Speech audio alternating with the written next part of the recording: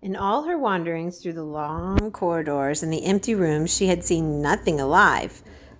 But in this room she saw something. Just after she had closed the cabinet door, she heard a tiny rustling sound. It made her jump and look around at the sofa by the fireplace from which it seemed to come.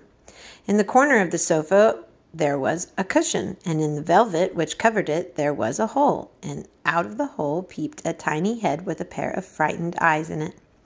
Mary crept softly across the room to look. The bright eyes belonged to a little gray mouse, and the mouse had eaten a hole into the cushion and made a comfortable nest there. 6 baby mice were cuddled up asleep near her. If there was no one else alive in the 100 rooms, there were 7 mice who did not look lonely at all. "If they wouldn't be so frightened, I would take them back with me," said Mary.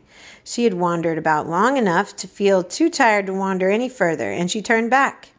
2 or 3 times she lost her way by turning down the wrong corridor and was obliged to ramble up and down until she found the right one. But at last she reached her own floor again, though she was some distance from her own room and did not know exactly where she was. "I believe I have taken a wrong turning again," she said, standing still at what seemed the end of a short passage with tapestries on the wall. "But I don't know which way to go. How still everything is." It was while she was standing here, and just after she had said this, that the stillness was broken by a sound. It was another cry, but not quite like the one she had heard last night. It was only a short one. A fretful childish whine muffled by passing through walls. It's nearer than it was," Mary said, her heart beating rather fast. "And it is crying." She put her hand accidentally upon the tapestry near her and then sprang back, feeling quite startled. The tapestry was the covering of a door which fell open and showed her that there was another part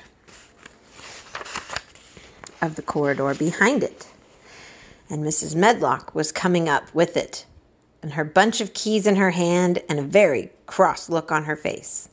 "What are you doing here?" she said, and she took Mary by the arm and pulled her away. "What did I tell you?" "I turned round the wrong corner," explained Mary. "I didn't know which way to go. I heard someone crying." She quite hated Mrs. Medlock at the moment, but she hated her more the next. "You didn't hear anything of the sort," said the housekeeper. "You come along back to your own nursery, or I'll box your ears."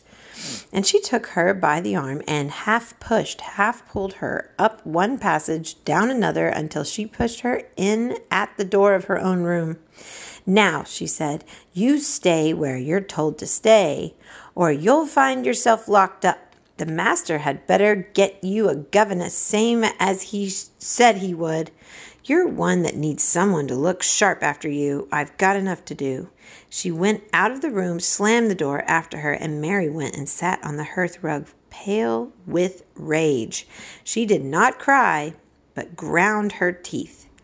"There was someone crying.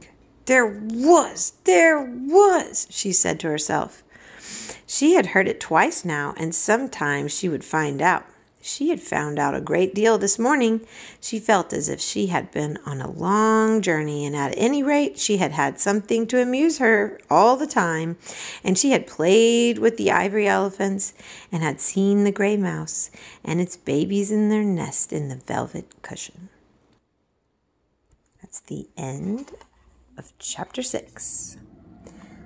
Get your read on, MCE Jets. Keep reading. Have a great day.